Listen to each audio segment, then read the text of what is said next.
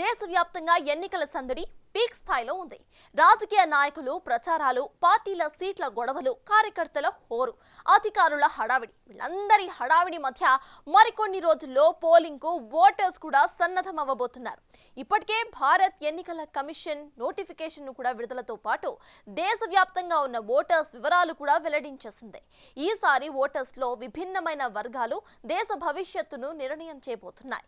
ఈ వివరాలే ఇప్పుడు తెలుసుకుందాం.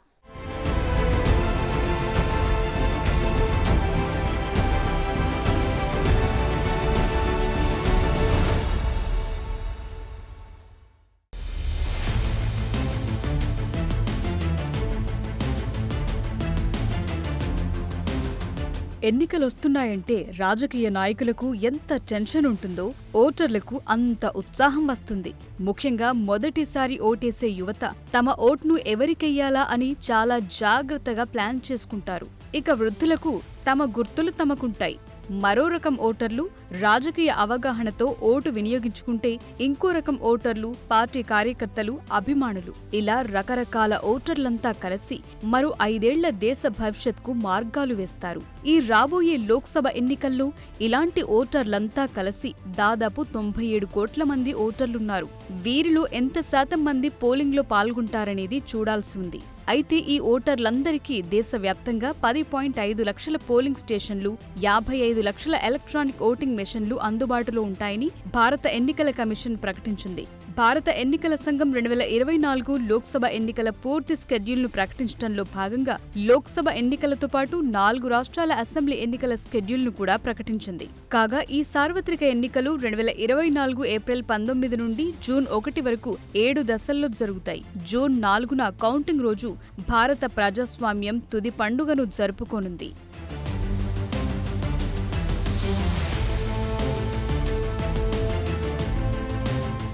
ఈ అతిపెద్ద ప్రజాస్వామ్య ప్రక్రియ సులభతరం చేయటానికి 1.5 లక్షల మంది పోలింగ్ అధికారులు, లక్షల్లో భద్రతా సిబ్బంది కూడా ఉంటారు.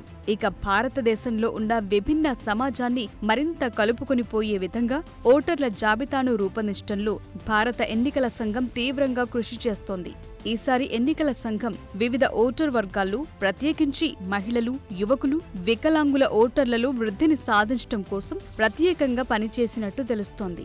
ఓటర్ల జాబితాలో సుమారు 82 లక్షల మంది దివ్యాంగులున్నారు. 40% బెంచ్ మార్క్ వైకల్యమున్న ఓటర్లకు ఇంటి నుంచే ఓటు వేసే అవకాశం ఉండగా, వికలాంగులు ఓటు వేసేందుకు రవాణా సౌకర్యం కూడా అందుబాటులో ఉండనుంది. ఇక 100 అంతకంటే ఎక్కువ వయస్సు గల 2.2 లక్షల మంది వృద్ధులైన ఓటర్లు, 48,000 మంది థర్డ్ జెండర్ ఓటర్లు ఈసారి పోలింగ్లో విభిన్న ప్రాతినిధ్యాన్ని సూచిస్తున్నారు. ఈ చేరిక ప్రజాస్వామ్య ప్రక్రియను సుసంపన్నం చేయటమే కాకుండా సమాజంలోని అన్ని వర్గాలకు ప్రాతినిధ్యం, భాగస్వామ్యం ప్రాముఖ్యతను తెలియచేస్తోంది.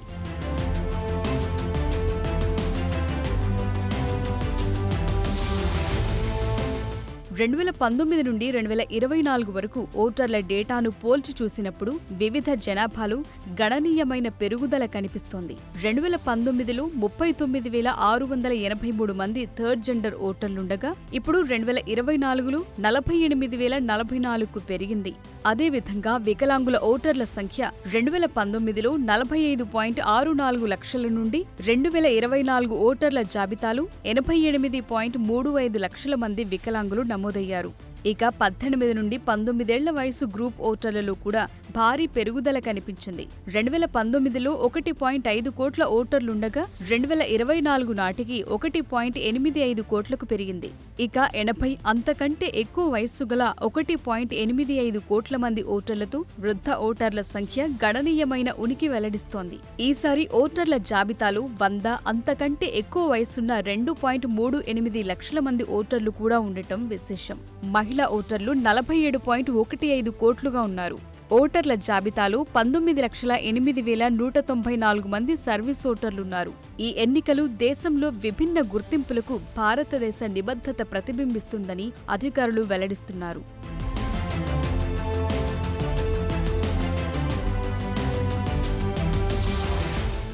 2024 లోక్సభ ఎన్నికల్లో యువ ఓటర్లు భారీగా పెరిగారు.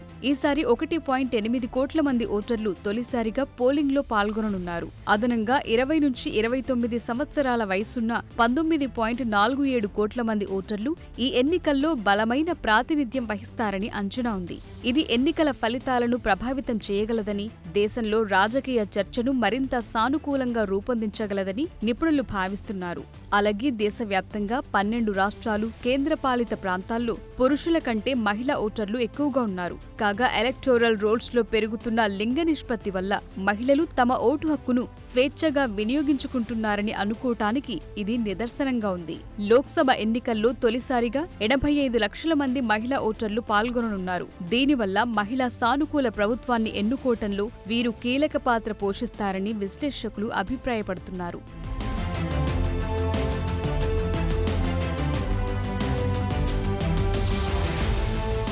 ఇక జమ్మూ కాశ్మీర్ రాష్ట్రంలోని అనేక ప్రాంతాల్లో నమోదు చేసుకున్న కాశ్మీరీ వలస ఓటర్లు, ముఖ్యంగా కాశ్మీర్ ప్రాంతంలో 1980ల చివర్లో, 1990ల ప్రారంభంలో తీవ్రవాదుల ఉగ్రవాద కార్యకలాపాల కారణంగా భారత సరిహద్దుల నుండి వారి స్వస్థలాలను వదిలి వెళ్లవలసి వచ్చిన వారందరికీ ఈ ఎన్నికల్లో ఓటును వినియోగించుకునే అవకాశాన్ని కల్పించారు.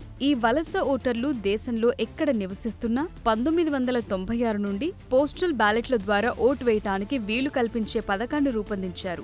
2002 నుండి ఢిల్లీ, ఉదంపూర్, జమ్మూలలో ఏర్పాటు చేసిన ప్రత్యేక పోలింగ్ స్టేషన్లలో వ్యక్తిగతంగా వచ్చి ఓటును వినియోగించుకునే విధంగా అవకాశం కల్పించారు. ఈ ప్రత్యేక పోలింగ్ స్టేషన్లలో ఓటింగ్ సాధారణ పోలింగ్ స్టేషన్లో జరిగే విధంగానే జరుగుతుంది. సీఈఓలు, డీఈఓలు తగిన రవాణా, సరైన భద్రత కల్పించే విధంగా చర్యలు తీసుకుంటున్నారు.